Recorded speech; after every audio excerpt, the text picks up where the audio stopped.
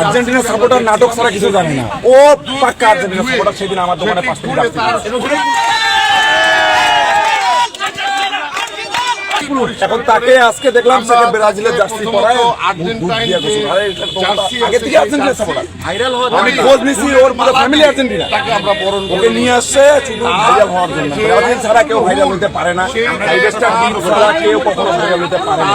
যাই হোক, আমরা ওদের সাথে তর্কে যাবো না। সে তো বললো যে লোভে পড়ে সে আসছিল। আমরা এই বিষয়ে তদন্ত করবো।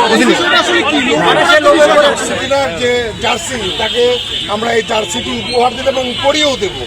ঠিক আছে, আমরা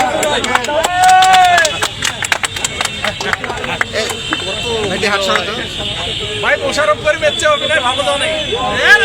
ফুলের মালাটা কোথায়?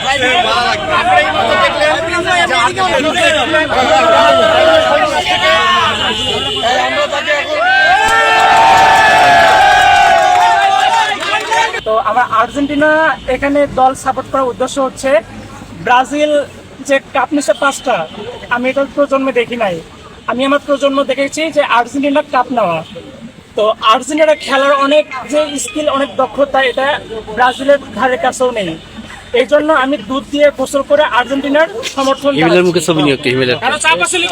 না, এটা আমি আমার স্বজ্ঞানে নিজের ইচ্ছায় আমি এখানে আসছি। এখানে কারো কোনো প্রেশার বা কোনো চাপ নেই। এর আগে ব্রাজিলের সাপোর্টার কেন ছিল? আগে লোভে পড়েছিলাম, ছোট ছিলাম, বুঝতাম না যে ব্রাজিল 5টা কাপ নিছে। তো আমি আমার প্রথমে তো দেখি নাই 5টা কাপ নেওয়া। কে লোভ দেখাইছে আগে ব্রাজিলে আসার জন্য?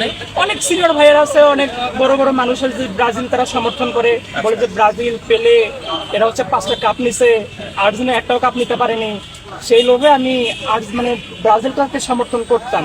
কিন্তু আমার বোঝার বয়সে 2022 সালে আর্জেন্টিনা যখন কাপ নিল, ওই সময় আমিও বিজয় মিছিলে ছিলাম এবং আর্জেন্টিনার যে খেলার স্কিল এবং যে দক্ষতা, এটা আমার খুব ভালো লেগেছে।